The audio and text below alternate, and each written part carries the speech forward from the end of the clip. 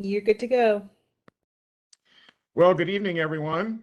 Welcome to the April 25th, 2022 Park Board meeting this evening. And we have kind of a short agenda this evening where we only have two things in regular business. We're going to talk about appointments and elections and have plenty of time now finally for Jennifer to actually give us an update on projects.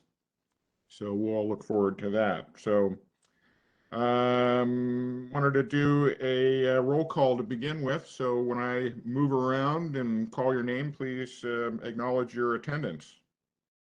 Brenda. Present. Chris. Present. Zach. Present. And Jonathan. Present. Well, we've got 5 of us here tonight to make a quorum, so we're good to go. And we'll have a few maybe to join us a little bit later. We've heard from at least 1 or 2 being held up on the ball field or someplace as such. So I assume everybody had an opportunity to review minutes from our last meeting. Any comments or questions or corrections? I didn't see anything. Any objection to approval of minutes? Not seeing any objection, I will hereby approve minutes. Thank you. Melissa, do we have anybody from the public joining us this evening who'd like to make a comment? Looks like we have Connie Marsh on the line. Connie, I will go ahead and make you a panelist if you'd like to make comment. Here you go. Hey, Connie. Out of my shipping. I was nowhere even close. You guys were so fast. Oh well, I guess I can just speak. So I have 2 things that Connie Marsh, I live up on Squawk. So 2 things are Title 18, which of course is my favorite. And I guess I want to say if you can possibly look closely at the results of what you said and see if you think that any changes that they have made are appropriate. Because I don't see your words translating much into the code. And I'm not sure why that is, but I wanted to highlight that for your attention. And then the other thing that I think is interesting is there's some work being done at the corner of Tibbetts Creek Park along Newport Way by the Park and Ride. And one of the things that I'm noticing is as we redevelop the city, people are not looking to see what might have been required in prior developments and making sure that that continues forward.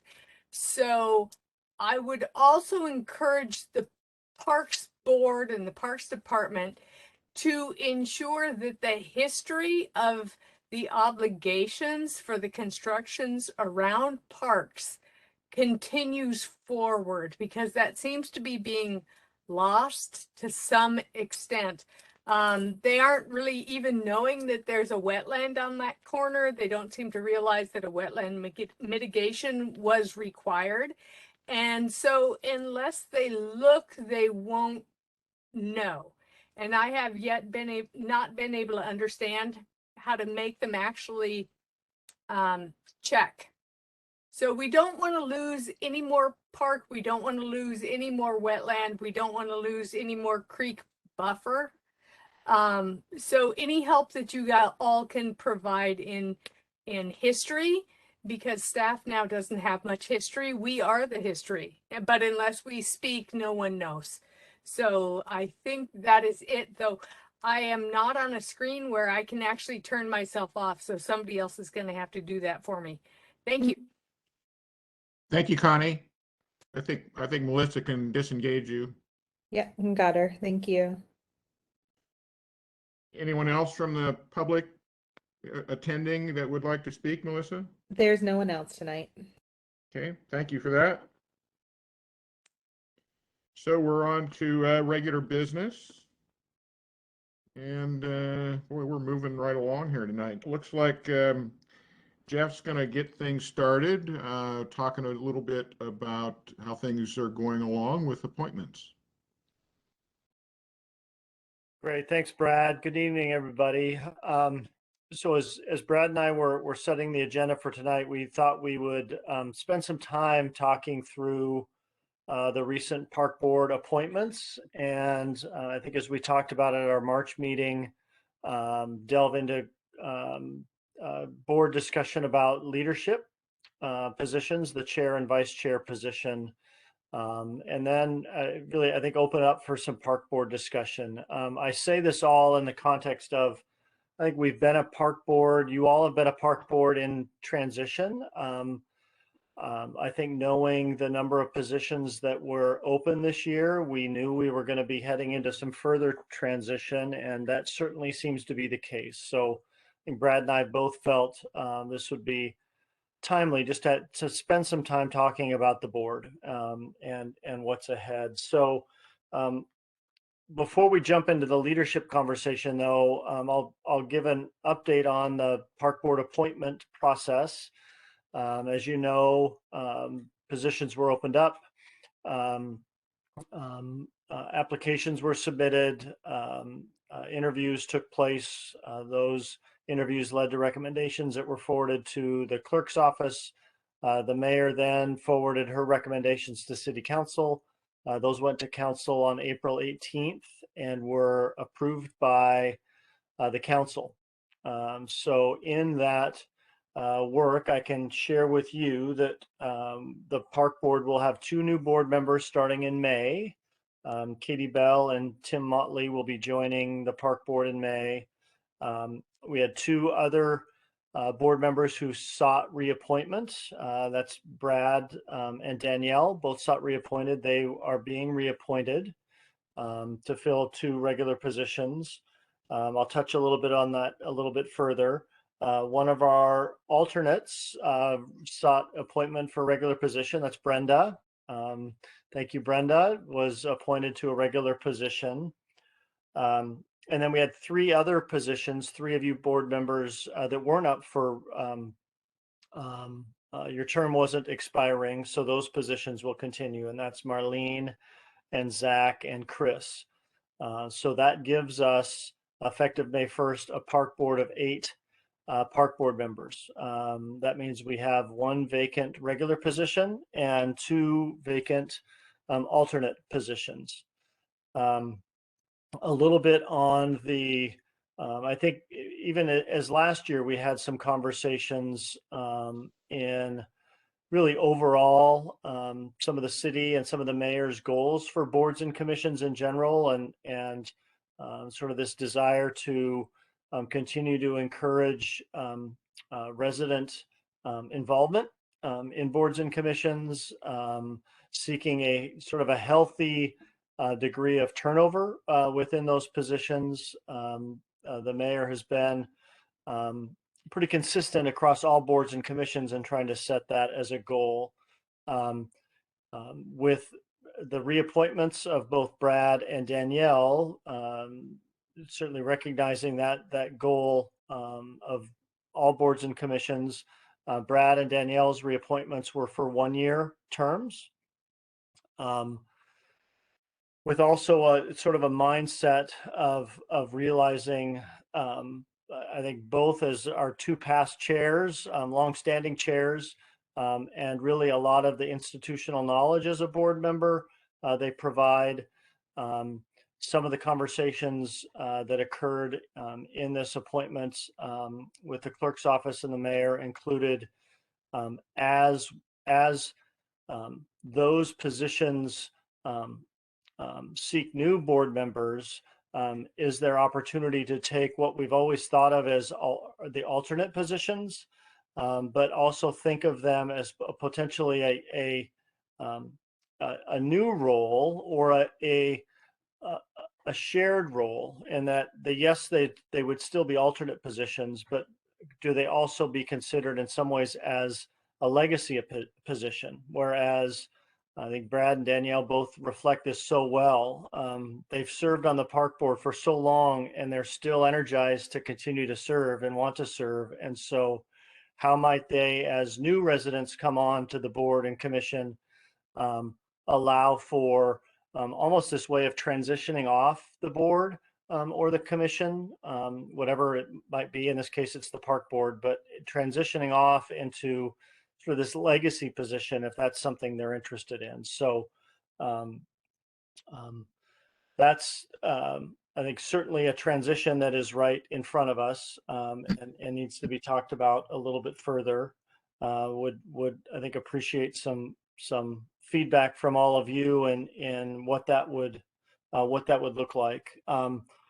But right away with the vacant regular positions or vacant regular position, we've been asked to right away open up another recruitment and but a park board specific recruitment process. So rather than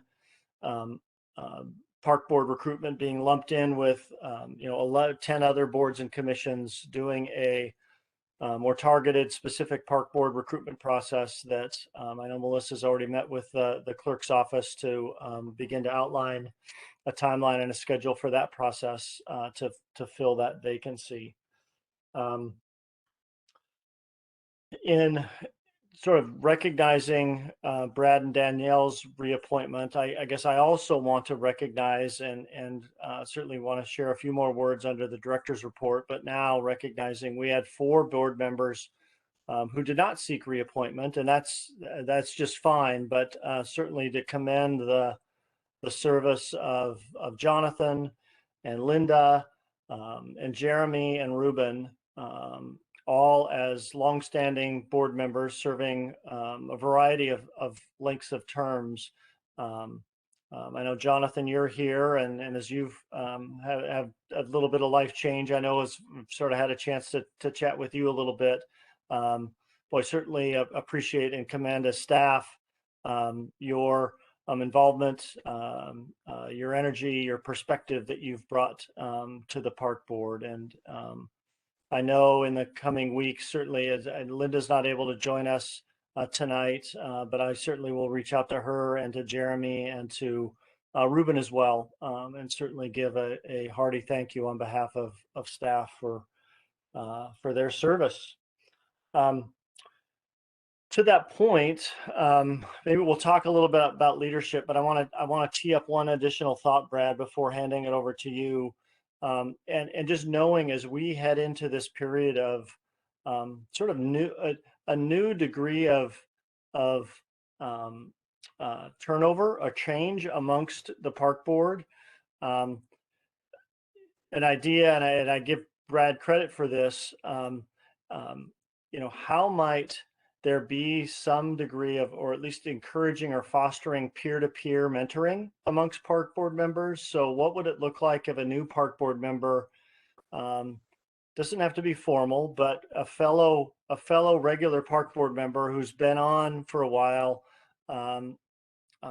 mentors or comes side by side with that park board member, maybe meets once a month or whatever frequency makes sense for that new park board member, to just talk through the process, talk through what park board meetings are, maybe afterwards, boy, why was staff presenting, that way, or, how come that conversation went this way or that way, and just at least be able to give perspective as a fellow park board member and a peer-to-peer standpoint. It could be a really healthy way for new board members to come on board. We as staff will continue to do our part in onboarding, but because as a staff person, I like to consider myself an honest, transparent bureaucrat. I think it's good for park board members to also get perspective from fellow park board members and fellow residents, and not feel like they're getting all their information or hey, what's this park board process like, solely from a staff perspective. So just, I think, some opportunities to think a little bit more intentionally, not only as us as staff, but just as park board in the culture that you all and that we want to create here with the park board. So I'd love to jump into the leadership discussion, but I'm going to stop there and I guess turn it over to you, Brad, to see if you've got any additional thoughts or perspective on some of those items. Only the mentorship part, which you and I've talked about, Jeff. I think it's probably something we could have engaged in, years ago. But I think what brought it to my attention is because of so many new positions that's coming open here this next term, and with that many new people, I think it really would add some additional support to those new people, to try and get the board stabilized as quickly as possible, and actually having that support, should help the new people of that. I apologize to Zach and Brenda that didn't happen here this past year, and would have been nice for both of you, I think. But I think moving forward, I think that should be a nice opportunity for people to get more engaged in the board, and also for more experienced people to feel like you're, still more engaged by, sharing, your knowledge and experience. So I certainly, although I have mentioned that it's time for me to move on with leadership and passing the baton, I certainly want to continue to stay involved, especially in leadership, to be a mentor to whoever the chosen chair is. And so that should provide some level of comfort that, a new person that's coming into the chair seat isn't just, doing this by themselves. So, hopefully I think that this will be a good thing. Anything more you wanted to share, Jeff, or do you want to just kind of go into the leadership part? Yeah, a couple more items. But why don't we jump into leadership now and have that conversation, and then I think we can follow up with sort of what I talked about earlier about this idea of legacy, or thinking of those alternate positions as sort of a legacy perspective. But first, yeah. So leadership. So at our March 28th meeting, we talked about having this opportunity here at the April meeting to consider nominations and take votes for chair and vice chair. I will, I guess, echo what Brad has shared and give him opportunity to Brad has served 6 great years as chair. He's ready to pass the baton, I guess is what I've heard.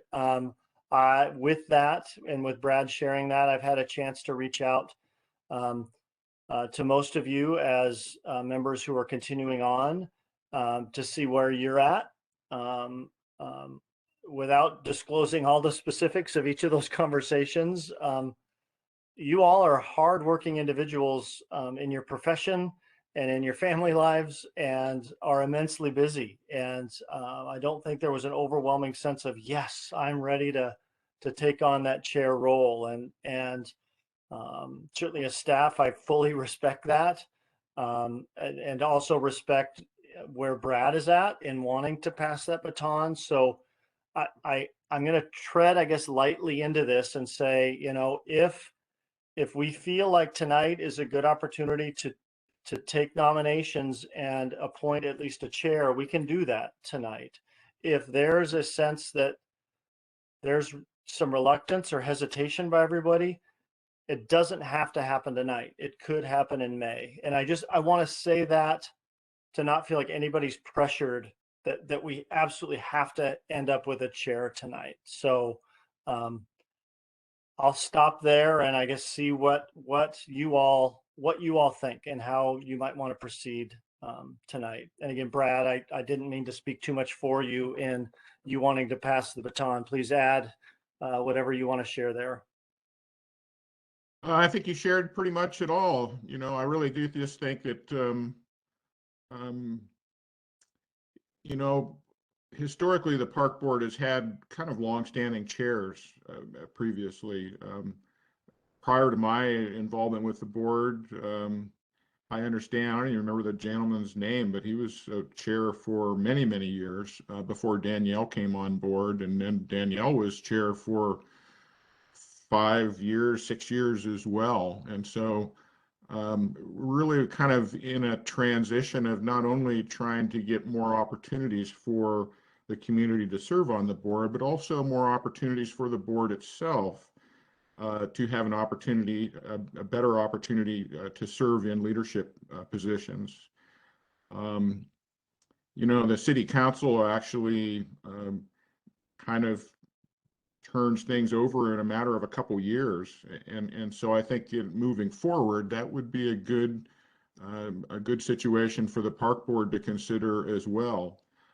I think the chair position enables you to have more direct communication with the Parks Department, more engagement with parks in general, more so than just as a board member. So, and gives you an opportunity to test the waters in leadership if you haven't had that opportunity before.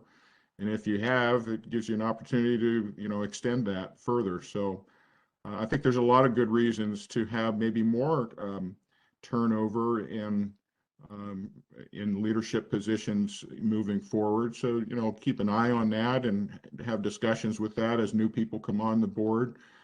Perhaps every couple years would be a good timeline. So I mean, I just think that you know, we have some highly spirited new people on the board. It'd be nice to have them be more engaged in the situation, and so that's just amongst some of the reasons why I've decided it's time for me to pass the baton at this point. So in any event, I think that we need to determine whether we have enough of an interest. Jeff touched on this tonight to actually do some nominations. We have a although we have a quorum, we're still missing several people here this evening. And we'll have Katie and Tim with us in May, you know, which will add even more people as potential candidates. I think that you don't necessarily always have to have a lot of experience to be in a leadership position like this. This is not, you know, running an organization, a company or something where you need to actually have a lot of experience to be in leadership. You know, there's easily an opportunity for brand new people and people with limited experience to actually serve in leadership positions.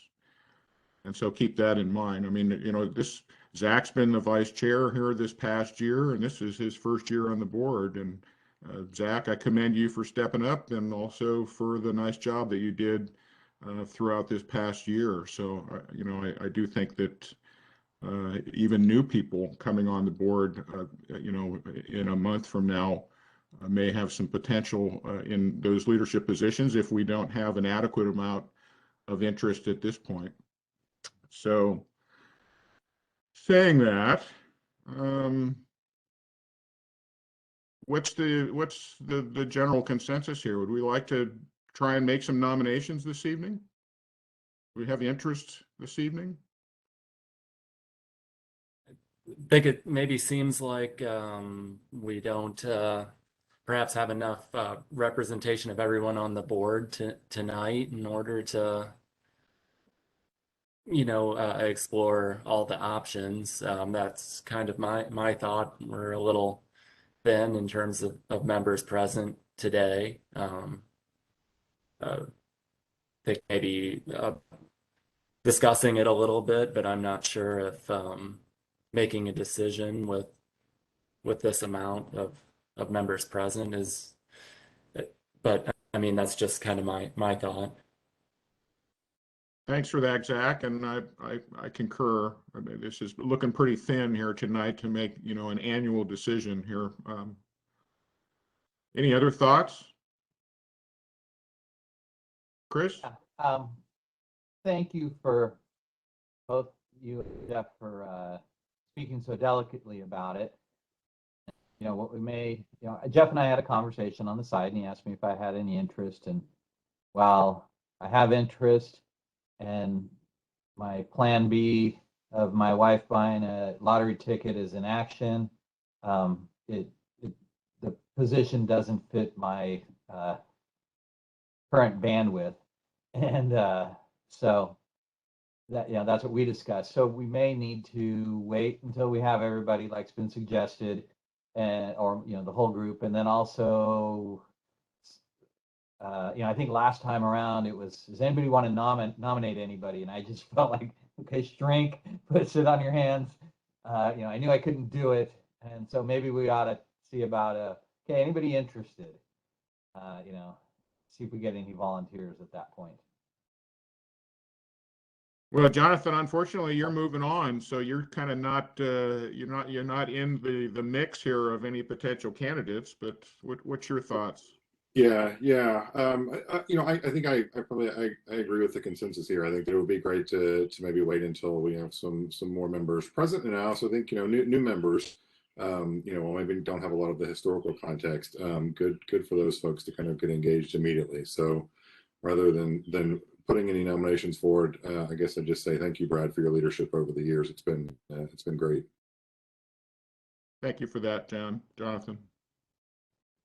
And I know you have some interest, Zach, but we can kind of defer till next month before we make some nominations. Brenda, what's your thoughts about engagement in leadership? Well, of course, my first thought is year number 7 is lucky. But other than that, I think someone with some valuable experience on the board would be an ultimate goal. I spent last year just learning, and I thought the alternate role was wonderful for a new person. And you're talking about his legacy; it'd be great for that too. But that is a wonderful way to learn and not feel that you are making any major decisions, because generally we have a quorum and you don't have to vote, so you just listen and learn. But yeah, I agree with wait till next month and let's talk to more people. But I really think experience is a major thing if you're going to go into the chair role. Thank you for that, Brenda. And I agree, if we had a lot of experience and people that were interested, that would be best. But that's not always the situation when you have a transition into a lot of new people. And, I wouldn't, fortunately, this board has so much connection with the Parks Department. And with the experience and expertise from Jennifer and Melissa and Jeff and Brian, it really takes the heat off of a chair and vice chair, for that matter, in terms of maneuvering through this whole thing. And so I keep that in mind. That it's a pretty quick study when you actually have the opportunity of developing relationships with those key staff people. Even when there's not a lot of experience, I think you can learn pretty quickly about how to maneuver through it.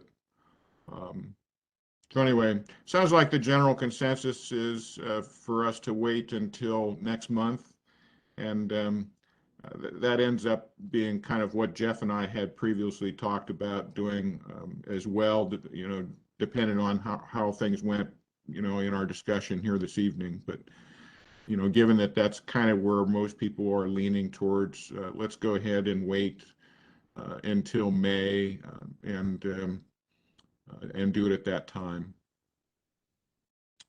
So, you good with all that, Jeff?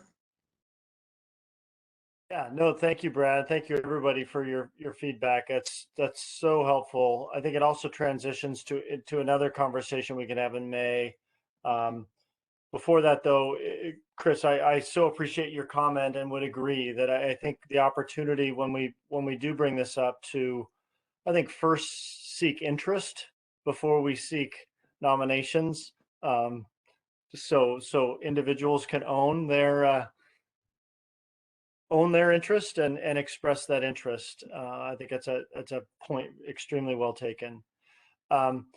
So moving this forward into May, I think another conversation we could have in May and then maybe try and tie it up in June is this idea of thinking of both alternate positions as introductory, as Brenda, you said so well, but also thinking of those as serving a bit of a legacy role or an opportunity for someone to transition not only onto the board, but off of the board. And so something Brad and I talked about earlier today and would love to maybe frame up in May if you support this idea is that's we can frame up some ideas within our park board bylaws, our rules and regulations to not only still have the alternate positions there and define what an alternate is, but also in the case that it may serve a legacy role or somebody transitioning off, what that would look like in that position, and put some definition around that. Have a conversation about that in May, and if it's something that we see consensus on amongst the board, we can bring it back in June and amend the bylaws to talk about both roles that those positions could play. Thumbs up on that idea? Thoughts on that idea? Yeah, I think that there's probably going to be, well, there should be maybe some more discussion either with the mayor or administration to some extent, because this is probably something that's going to be across all boards and commissions.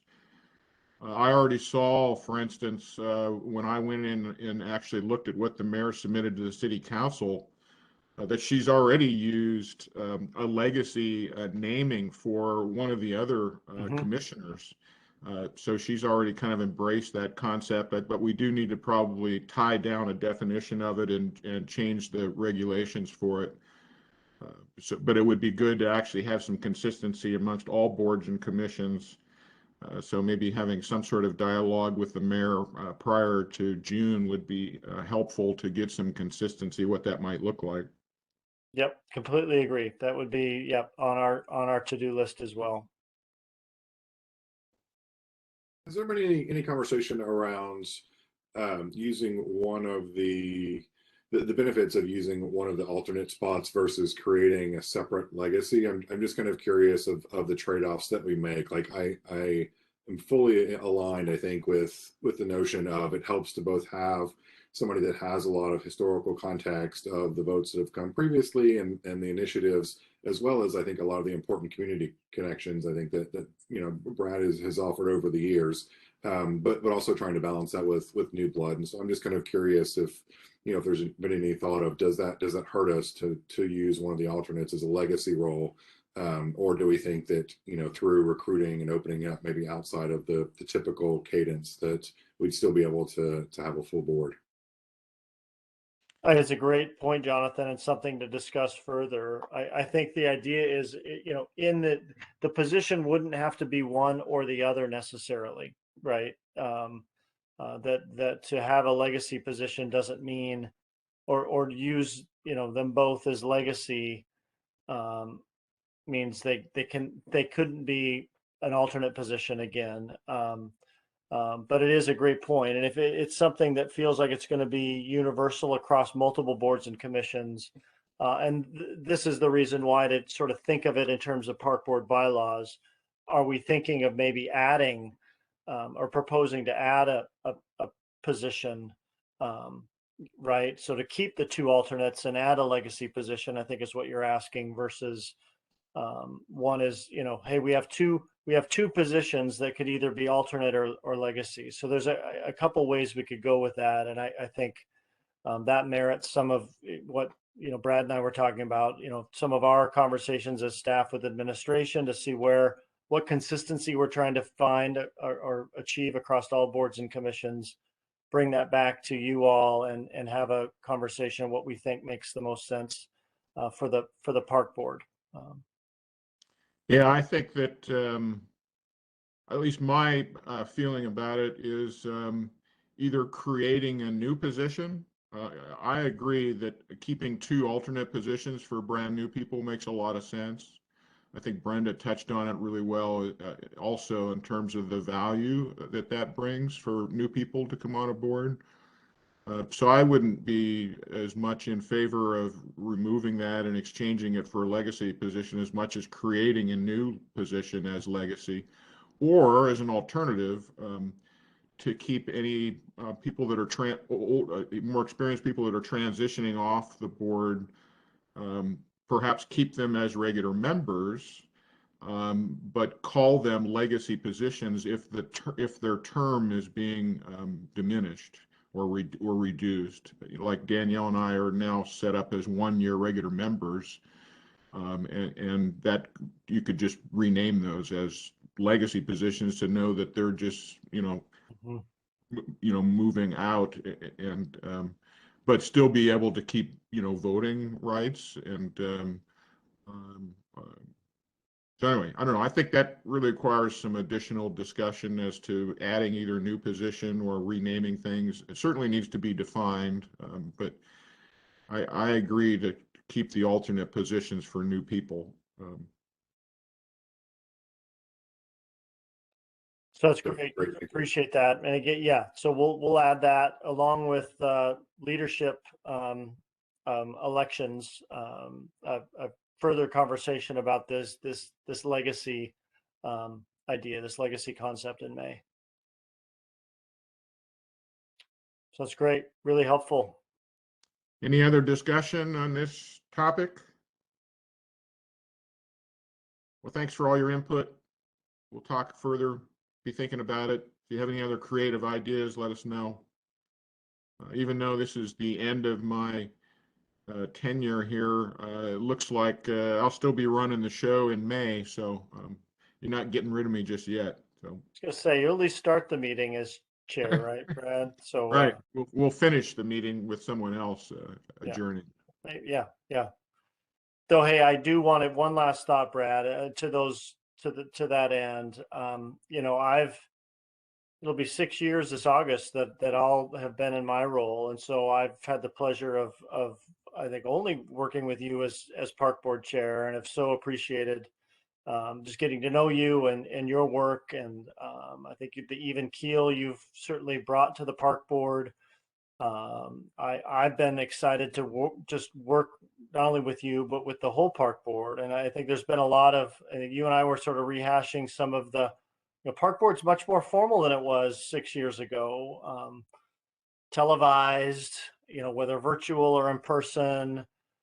I think really trying to elevate strategic conversations with the park board, policy level guidance, advisory throughout projects, as opposed to feeling like you're the final gatekeeper. And I've so appreciated our monthly agenda meetings, and again, you've done an awful lot for this community, and you've done an awful lot for this park board. So thank you.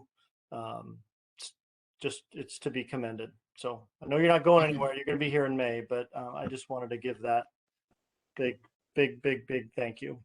Thank you, Jeff. It's been my pleasure working with you, as well as Jennifer and everybody in the Parks Department, Melissa, Brian, and everybody on the board as well. So it's been very enjoyable. And again, I'm not going anywhere, so not yet. So with that, Jennifer, we're going to move into some time for you here, and we're actually just about right on time here. So project updates, let's hear it. Super, thank you. Let me do a quick screen share here.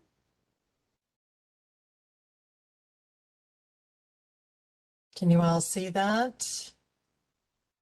Can see the screen. It's a little hard to actually make anything out.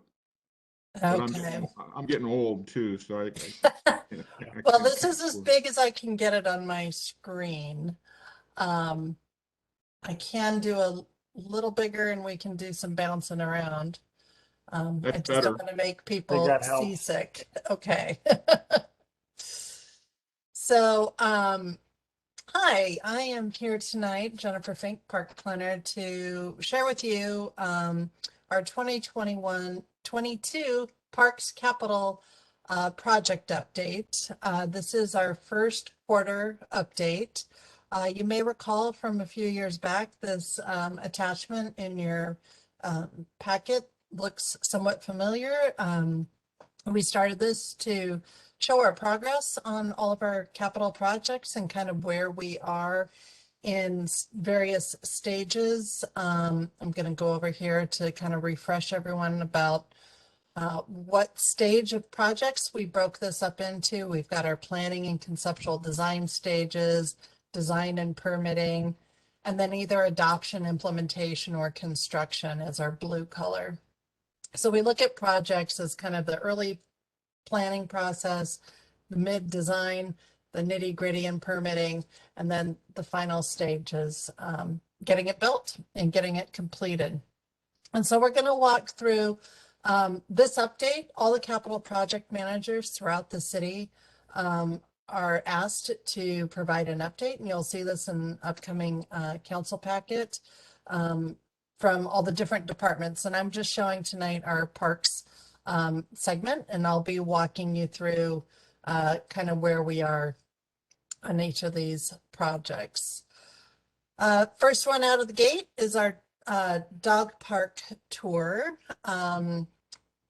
As we're coming out of the pandemic, we may recall that there were several things that impacted the dog park project. We had created a site at Tibbetts Valley Park that we were very eager to do a community build on, and multiple factors happened that we needed to update our master site plan. A pandemic happened where working shoulder to shoulder wasn't a good thing. And also during that time, there were some budget impacts to the project. So as a segue into creating a permanent dog park, we opted to do a pop-up dog park tour and visit a bunch of different locations throughout the year and do a tour, much like a concert tour would be. We are now in our second year of that pop-up tour, and this year it's been at 3 different locations. It was at the community center from November to January. The pop-up dog park is currently at Squaw Valley Park South, and it'll be there through the month of May. And then again in June of this year, it's going to move back to the Issaquah Community Center site. It's our intent with this project to as we get into the next few months here, really start assessing if one of these sites could potentially be used as a secondary permanent site. One thing we heard loud and clear from the community is in implementing this temporary dog park tours, we didn't want to take our eye off the ball of a permanent dog park at Tibbetts Valley, or perhaps, so this would be as a secondary site.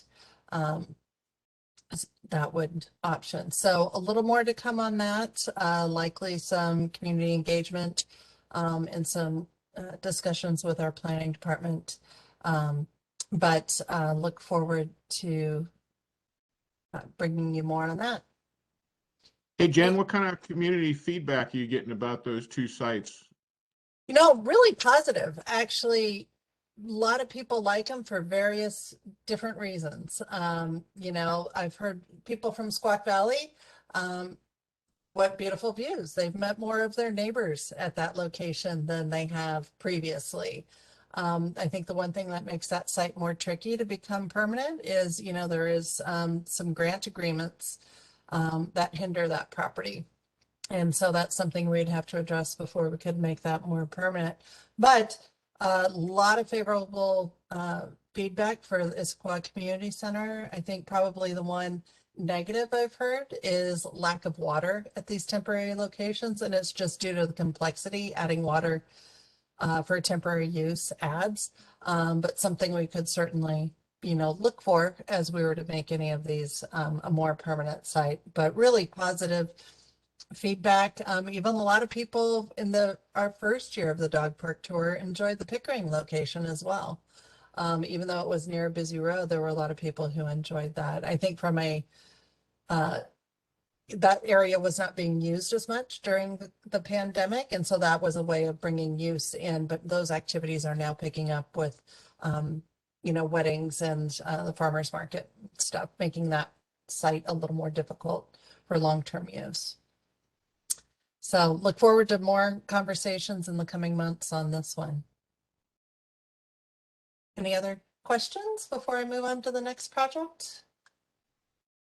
We'll try and be a little informal on this, and so if anyone wants to chime in, please feel free at any time. Next project is, I'm going to kind of do a threesome here. As you may recall, pre-pandemic, we were working on a project called our Anchor Parks project. And this included some visioning work for both Tibbetts Valley Park, Veterans Memorial Field Depot Park, and Pedestrian Park, as well as the Issaquah Creek corridor. We had worked with the community pre-pandemic to create a vision for these, and we had some concepts that we were ready to send to the community for public engagement when the pandemic hit.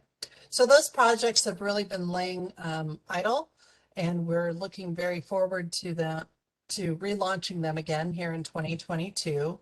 Instead of doing them as a collective effort like we were previously, we are breaking them up into 3 different individual projects to make it a little easier for engagement and project planning. So obviously creating a vision for Tibbetts Valley Park to how this park can serve the community better and perform more effectively for our future. So that project, we are looking at starting back up somewhere around Q3 of this year.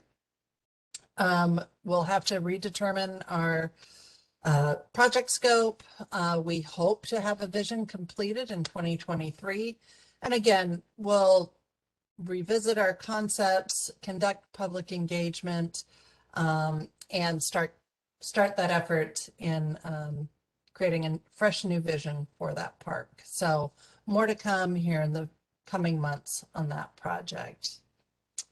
The first one out of the gate that we've started work on is Veterans Memorial Field, Depot Park, and Pedestrian Park. You may recall we're really looking at all of the different park spaces in there, how they can support one another, relate to the different facilities functions, but also relate to Front Street, the Rainier Trail, and the connectivity that's provided.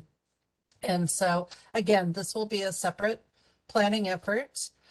We have been working with the design team, Methune. As you may recall, they were working with us on all of these projects. We've started taking a look at some different concepts, kind of where were we back before the pandemic hit, and talking through maybe how things have changed and how we might want to conduct engagement going forward. We hope sometime in May to maybe revamp some conversations and start working on that future vision for the park. We do anticipate that this vision for Veterans Memorial Field, Depot Park, and Pedestrian Park, that we would be able to accomplish that by year end this year. And then the next project is the Issaquah Creek corridor. We anticipate, again, breaking this out as a separate project. And this, as you recall, is really how do we connect Squaw Valley Park to the south to Lake Sammamish State Park, create a main backbone or spine of a pathway, getting people through the city, but also how can we connect to businesses, desired destinations, and also perhaps create some neighborhood loops as part of that. And so that's what we want to further explore. Some of this corridor concept would be within open space, existing parks. Areas may have to be on right-of-way or use other existing trails like the Rainier Trail. So also, as we're looking at doing other planning efforts throughout the city, you know, with our stormwater management and things like that, we want to make sure we're being congruent in a lot of our efforts. So right now we're looking at starting this in Q4 of this year. We have not started revamping the visioning work or anything that was done pre-pandemic. We'll pick that up later this year. I do want to make a correction that this vision, we anticipate it being complete in 2023, not 22, just due to the complexity. So I apologize for that. But we'll also do additional public engagement and continue project phasing on that. So before I move on, are there any questions on either of these three projects that were once collective that are now being individually managed? Jen, I have a question, and that relates to the Issaquah Creek corridor. I know that that's kind of last on the list to some extent for good reason. My question really relates to, is there any land acquisitions along the Issaquah Creek? We don't need to give away any specifics, I know, but is there any future land acquisitions that might have some influence on this corridor? Potentially, we do have some, we are having some conversations with a few folks right now, and so there could be some acquisitions that might come down the way, and we also have some that are part of our long-range goals. But I also think when we start looking at, you know, some of the work that's happening with our stormwater master plan and floodways, there may be other parcels that could be priority for flood capacity, but maybe, you know, haven't been on our radar and might serve a greater opportunity to serve a dual function.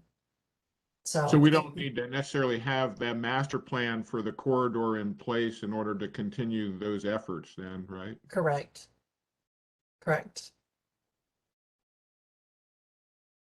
That's the biggest part, I think, of the corridor, is to make sure we have as much of the land sized up as possible. Yeah. Well, and, you know, fortunately, and when we're able to use smaller neighborhood connections or existing connections, you know, to maybe bridge some of those opportunities to get to destinations, really creates a much better environment. Anything else? Okay, moving on. Blackberry Park. As you know, we started this effort, gosh, 2019, I think.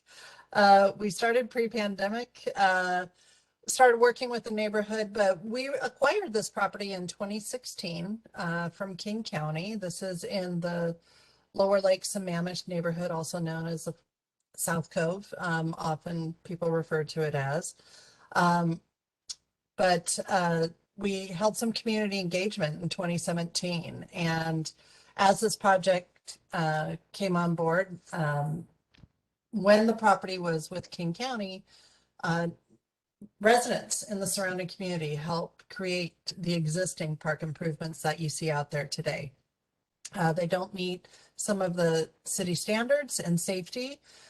So we've been working with the community as to how we can improve the park to satisfy their needs, and looking at replacing the additional play equipment, making some improvements to the sport court, and really making the site accessible for all users.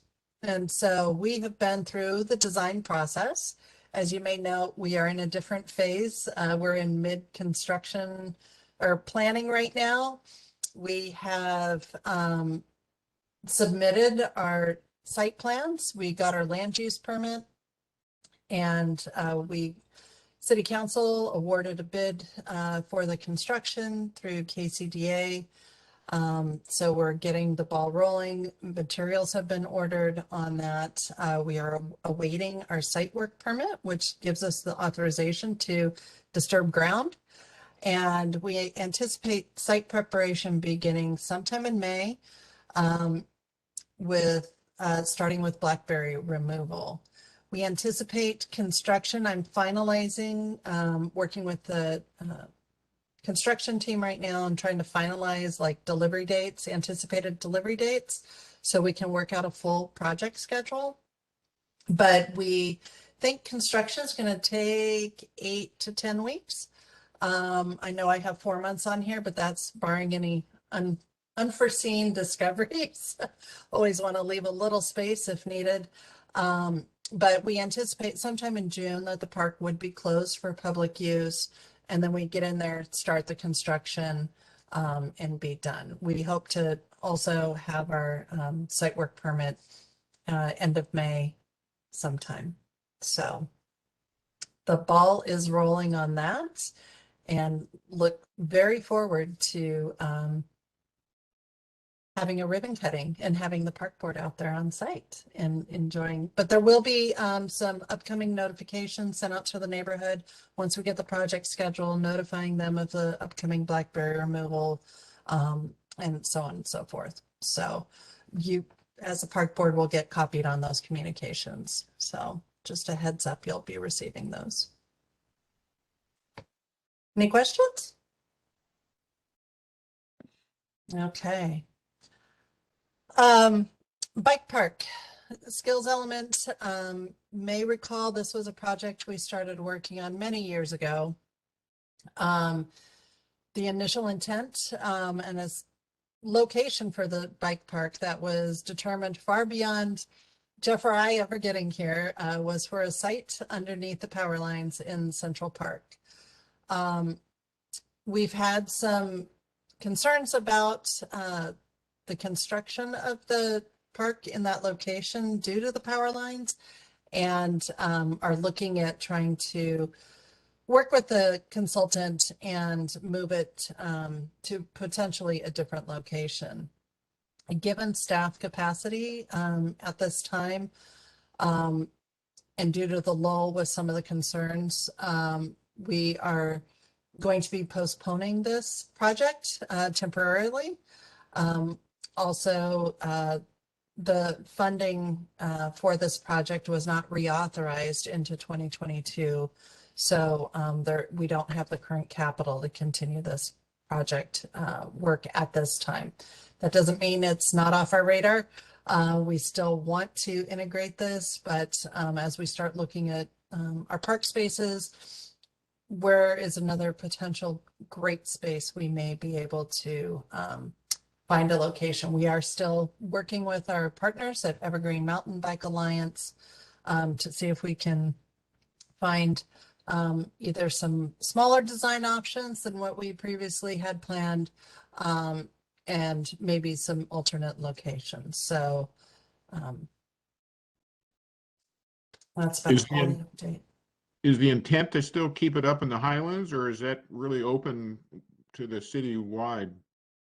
Great question, Brad. We've taken a look at a few locations up in the Highlands, but I think it's too premature to say it's been determined. You know, we have been looking at sites up there, our existing city park lands, but also as we look at some other areas within our park spaces, there could potentially be opportunity to integrate it elsewhere. So don't want to limit us, but I don't want to commit either, because we're just not at that point in the design process or community conversations. Jen, if I could add a few words as well Please. on this one, and great question, Brad, and great overview, Jen. Thank you. Yeah, just to reiterate, our partners, establishing the partnership with Evergreen Mountain Bike Alliance is really big. Also, I think with the historical location and the thought of this on those power lines, I think what you may recall this, but Bonneville BPA long had those power lines being maintained by Puget Power. That changed a couple years ago, and BPA is now taking back over maintenance of those power lines. That really allowed, I think, Jennifer and I to have some much more focused conversation with BPA. I think understanding what we would need to do to make that location a positive experience for an element like this, and that led to enough factors for us to realize, you know what, let's continue to work with Evergreen, and I think another location is going to be better suited for this. Brad, to your question, There was a portion of money that would certainly not fully fund a bike skills element piece that was provided by Port Blakely to accomplish this. I've been in conversations with them. Our goal would be to try and find a location within the Highlands. If though we needed to transition elsewhere, we would certainly continue those conversations with Port Blakely and let them know. But we would want to demonstrate our effort to try and provide those elements somewhere within the Highlands. So several moving pieces that sort of caused us to recognize. And to Jennifer's point, we did not seek reauthorizing these capital dollars into 2022. I think realizing where we are post-COVID with just one park planner now from a work capacity standpoint, but then also realizing we have some more community engagement to do to sort of identify a more preferred location for this type of element, this type of amenity in our park system. So let's do that work and then go back and ask for capital funding once we have a better idea of what it is and where it is we want to build it. Thanks, Jen. Thank you, Jeff, for those additions. Any other questions on the bike park before we move on? Okay. Harvey Manning Park expansion. This project is to design and construct regional trails to help connect to Cougar Mountain and Tibbetts Valley Park and the transit station. And as you all know, we received our grant from the Recreation Conservation Office for partially funding this acquisition, which was great news. With that, though, we have some final paperwork that needs to get accomplished before we can do some ground disturbing activities.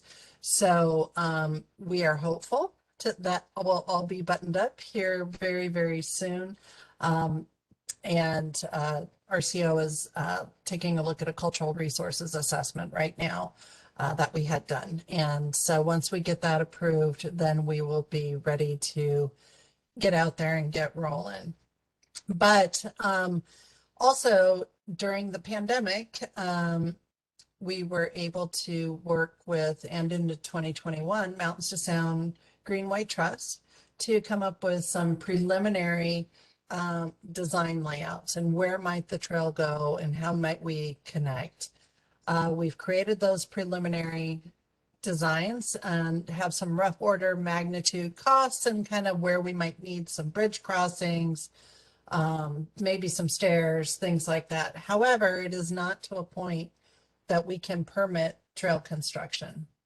So here, starting next month, I hope to get an RFP out to help solicit some consultant. Because of the number of streams and wetlands on the property, there are going to be environmental impacts with trail construction.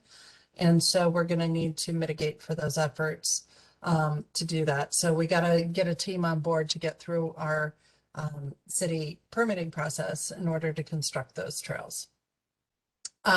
We are also in collaboration with King County Parks as to how best to connect our trails over to the Precipice Trailhead that is going to be under construction, hopefully later this year, where there is a segment of trail that would be parallel from parallel to Newport Way that would then access to the trailhead. And so we want to make sure we're coordinating those efforts. We're also going to have to do some additional critical area studies due to the environmental impacts of the trail construction.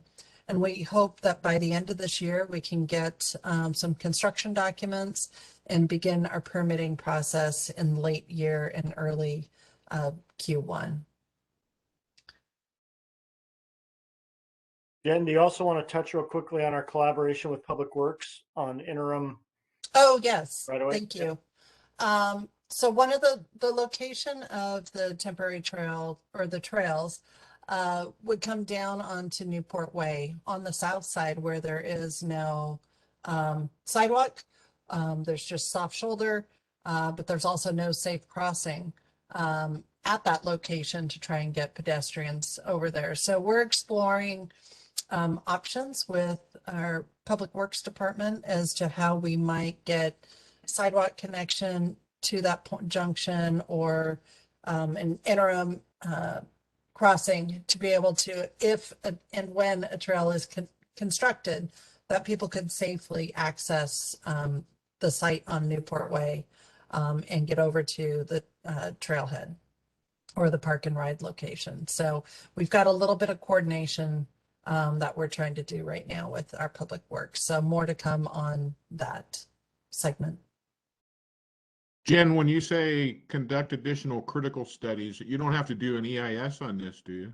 Not an EIS, no, but we are going to have to go through our evaluation of each of the wetlands, what their boundaries are, understand what our impacts are so we can mitigate for those buffer impacts. And if we're doing a bridge crossing over a stream, understanding the extent of those bridge crossing, where the abutments would go and what impacts there would be, we'll have to mitigate for those as well. And then do the additional study work, you know, to make sure that we're not in the ordinary high water mark of each of those streams and that everything is safe. And so there is some additional work that goes into that.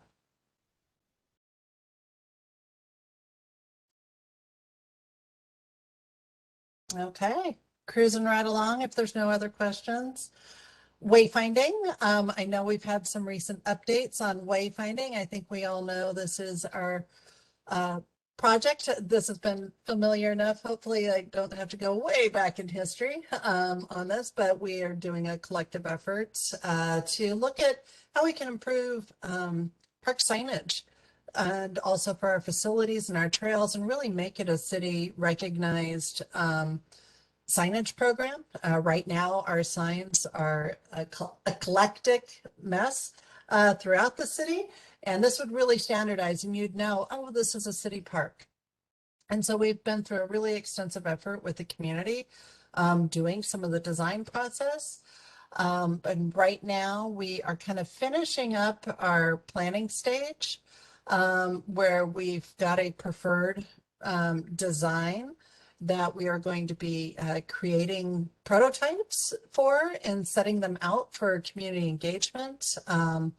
We are getting documentation based upon community design right now over to the sign shops in hopes that we can get those out here in May, early June, depending upon their backlog.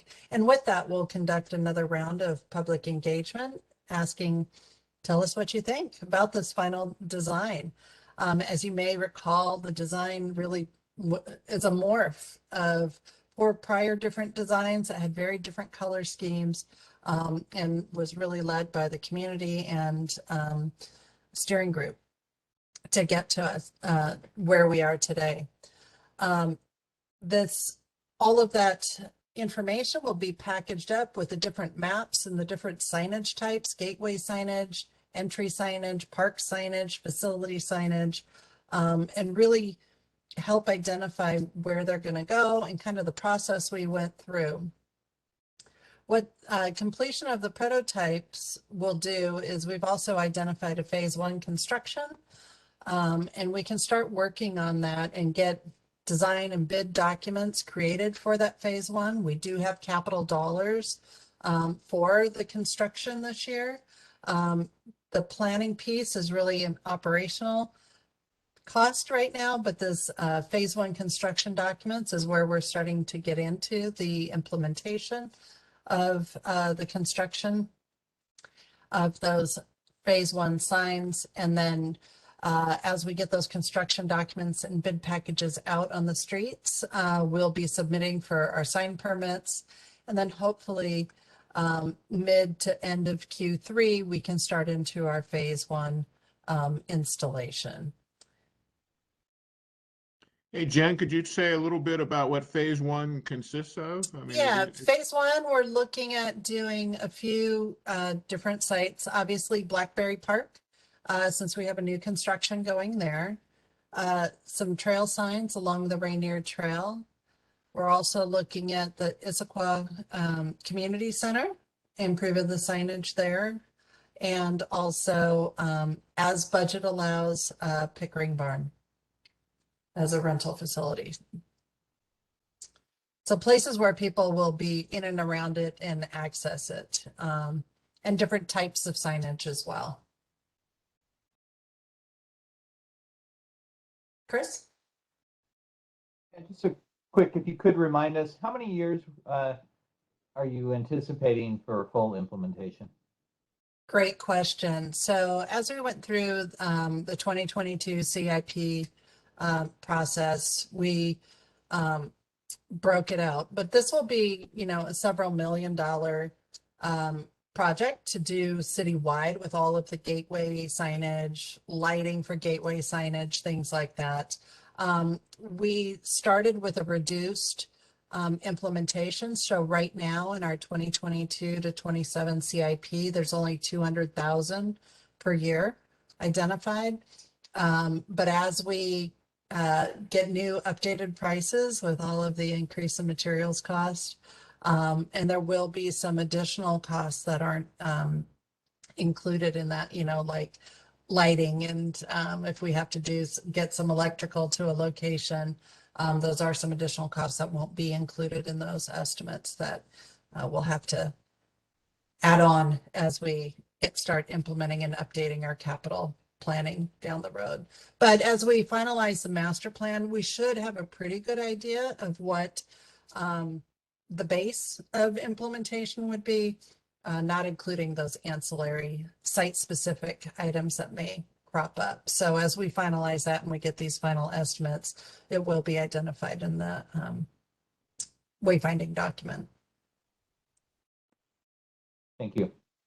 Thank you. Great question. And finally, on to Hillside Park. As you know, we have been working with the community up there since starting back in 2014, having some conversations about how people enjoy their park, but also what improvements would they like to see to a park that gets a lot of use by the surrounding neighborhoods. And we've been working with the community to get some feedback, and heard that they really want some addition of play. They want to keep the area as it is. And I know we've had recent updates because they really love the wooded feel of this park. And we're starting to explore how we can introduce play. But one of the items that came up was they just want to keep the open grass area functional. It's wet so much of the year, and through some site work and further discovery, we found that the play field is a wetland, and we got that news back in June, July of 2021. We shared that news with the neighborhood. The neighborhood knows we're having to do some additional geotechnical reconnaissance to understand how we can drain it. But that's also bringing up some conversations we're having to have at both the federal and the state level regarding permitting and jurisdiction, and how do we go about draining the wetlands. So we're having some of those conversations right now. In May, we hope to resume community engagement as we learn more about how we might drain the wetland, but also how can we provide some low impact play options that really balance the different needs of the neighborhood, keeping it natural, but maybe having some different play elements that while you're there you could enjoy, or an accessible picnic table and things like that. And also further trail connectivity. How can we get to the park from a different location without having to walk through the cemetery? So right now it's our goal, after we go out to the next round of community engagement, we're hoping to do a two-part community engagement. One would be a virtual meeting, tentatively set for mid-May. I hope here in the next week or two, by the first week of May, I'll be able to finalize dates, but we're looking probably third week of May. of doing a virtual site meeting or a virtual meeting with the neighborhood to talk through play options, impacts, what we've learned about the wetland, but also then a couple days later go out onto the site and maybe stake out how those play elements might fit into the native area, how much land they might disturb, and maybe how tall they are, to really help people understand and visualize how those would fit into the existing landscape.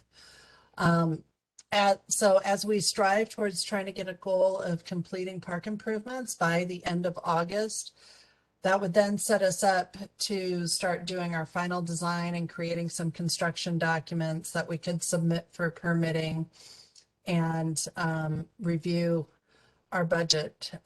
We'll likely have to ask for some additional funds in 2023, just due to the cost of having to do study work, as well as cost to drain and potentially mitigate the wetland. So we'll have to look and see what that means for available budget for any trail improvements and additional site improvements. So it would be our goal to have a good grasp on that towards the end of the year as we go into budget conversations. Any further questions?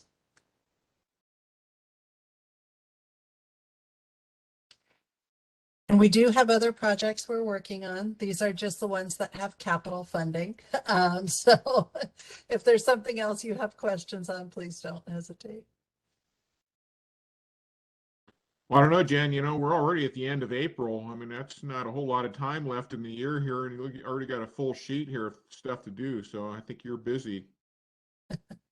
Yes, but all's good. Staggering some of these has certainly helped. Well, great. Look forward to your continued involvement on these projects. So thank you for that. So the next thing is we'll probably hear something about a virtual meeting at Hillside within the next week or two. Is that what I heard? Yep, and likely an update on the construction schedule for Blackberry as well. Okay. Thank you. Is that it, Jen? Oh, and wayfinding, that'll be coming out soon with additional study work, probably 3 to 5 weeks for additional community involvement. So when's our next touch point with Methuen then? Is that going to be at Hillside? Yes, it would be. Correct. All right, thank you. Thank you for all that. Glad we had enough time for you to go through the full meal deal here tonight. We usually cut you short, but I'm glad that that didn't happen. So appreciate that. So we're on to reports, and it looks like Jeff, since you had a bit of a reprieve, you can do it as scheduled. I suppose you could go ahead.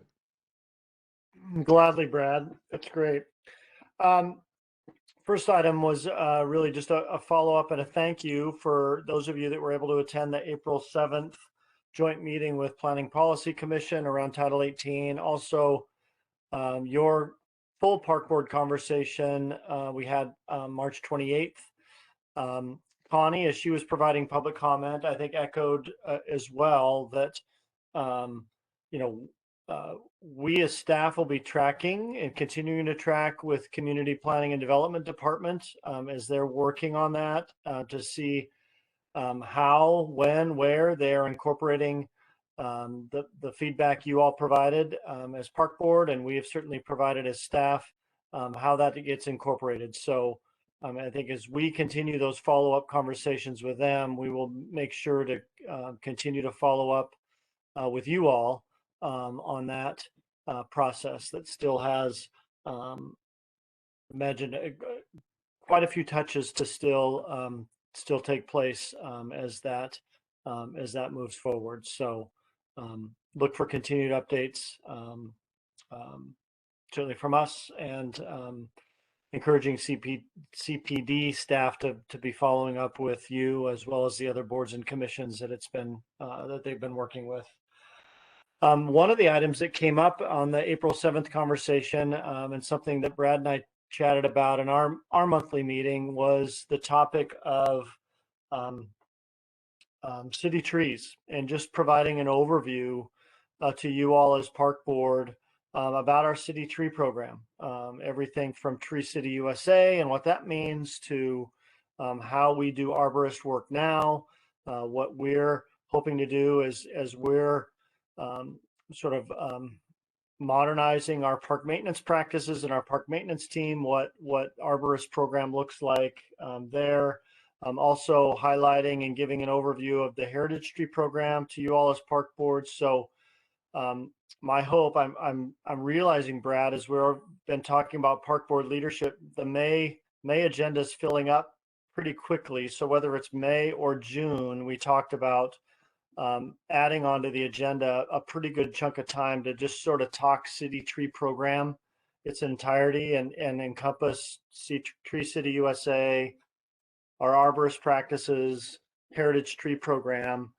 We did a couple weeks ago receive a Heritage Tree nomination that we're working through with staff in our department and various departments. I'm also getting an understanding, as this is my first Heritage Tree nomination in my time, what that process is. I know we will be bringing that to you all as a park board in that as well. And so as we get a date identified for that, we will be bringing that forward as well. So look forward to packaging that all and having a good tree program discussion. Another item that we've had some conversation about these last couple of months that I will keep you all apprised of, and that's the capital funding task force, as that was presented to the city council. Where that is right now, the mayor was going to be and has been gathering feedback from that task force. She will be putting together a recommendation, a suggested path forward to go to council. That's looking now like that will be going back to council in June. So as I get a better idea of what that entails, either in terms of park capital projects, or some of the conversation that you all had and what you forwarded to city council and the task force in regards to further exploration of long-range funding for parks, be that, capital levies or a park district, what that begins to look like as the mayor forwards that recommendation. I'll keep you all apprised of that as well. So certainly look for that to be some future discussion at future meetings. One last item is, I guess, a courtesy and a request, as you all have your spheres of influence in the community and outside the community. We are in really the throes of our hiring process for all of our summer part-time staff. We rely so much on part-time staff to do everything from park maintenance to summer day camp to running our Saturday farmers market to being able to operate and support all the event rentals that take place at the Pickering Barn.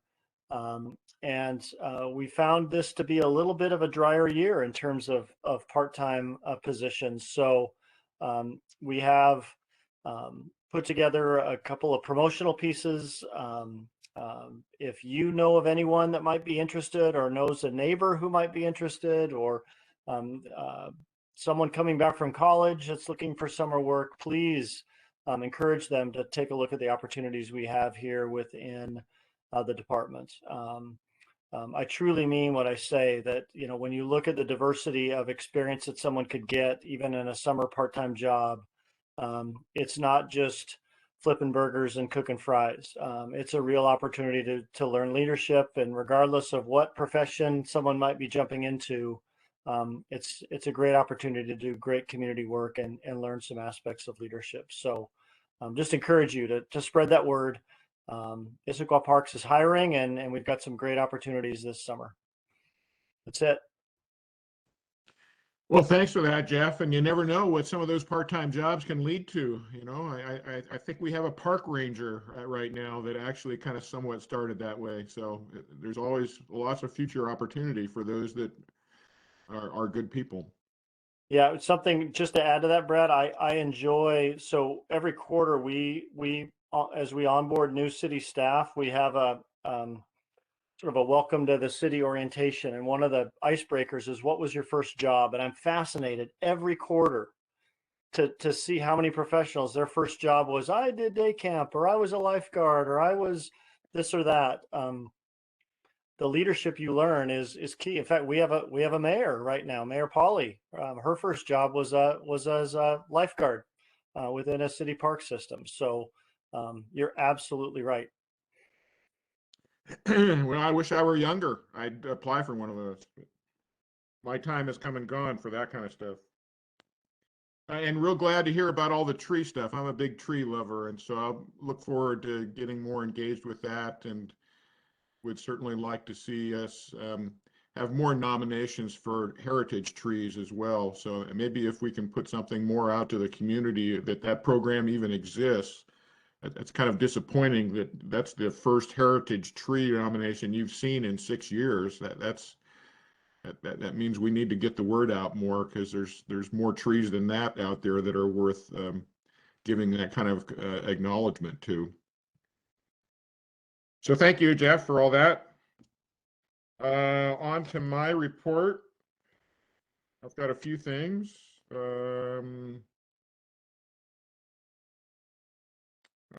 Again, thanks to Ruben, Linda, Jeremy, and Jonathan, especially since you're here this evening, and this might be the last time we'll get to see you. I do want to say thank you, and it's been great working with you, and appreciate everything that you've done here over the years with your participation and input, and certainly wish the best to you and your next endeavor here. You're moving outside the city, as I understand it, but every now and then maybe you could still stop in and see us here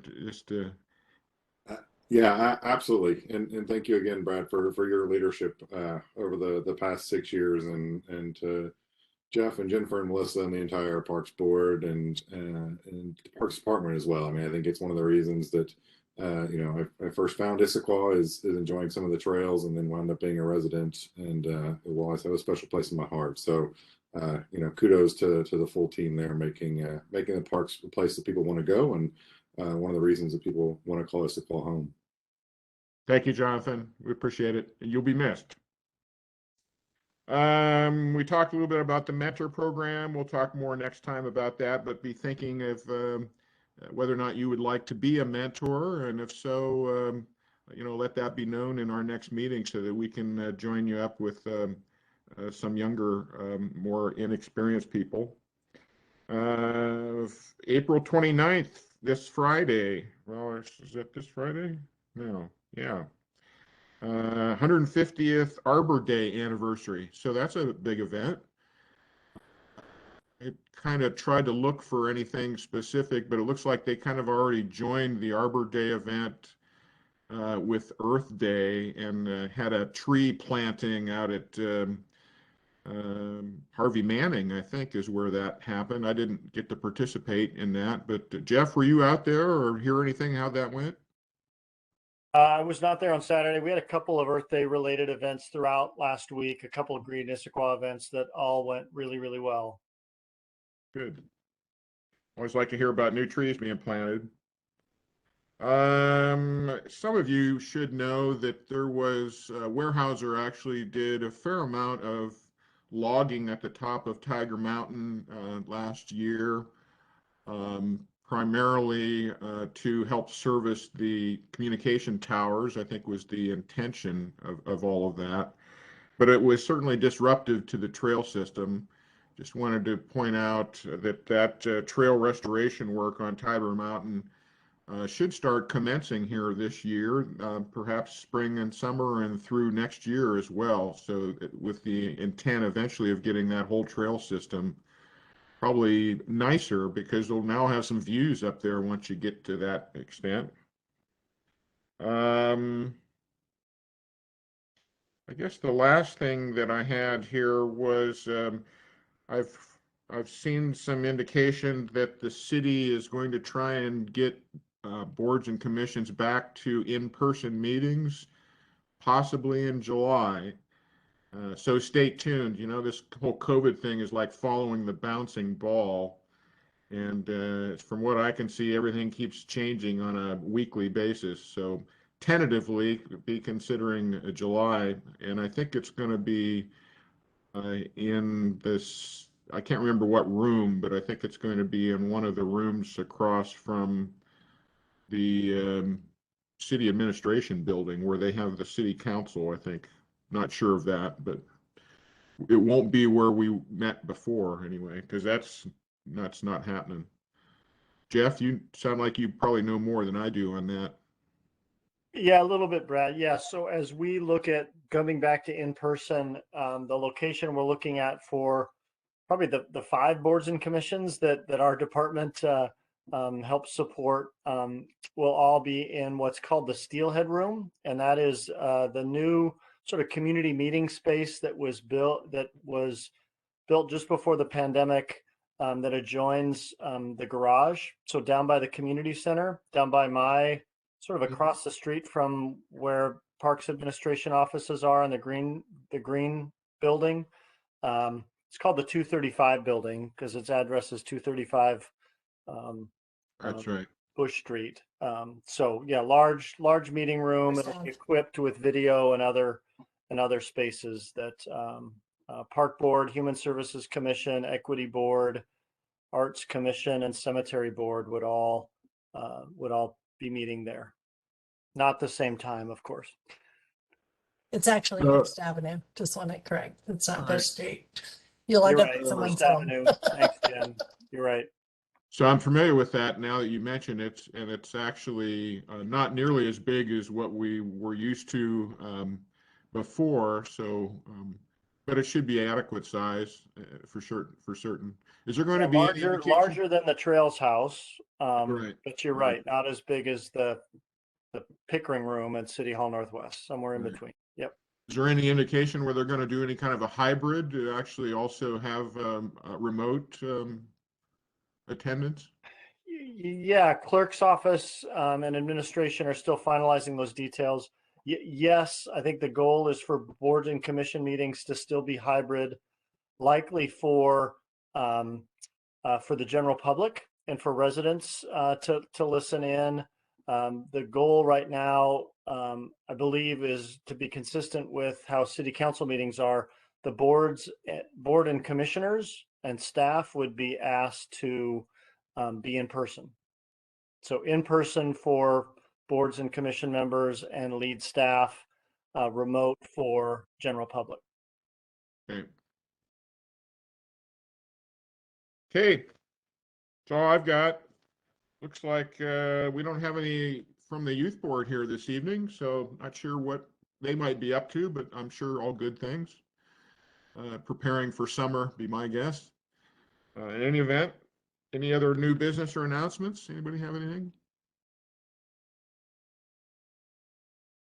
Not seeing anything. Well, we're getting her out here early, so have a good evening and see you in May, if not before then.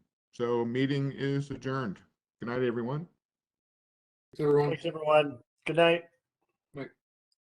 Thank you. Good night.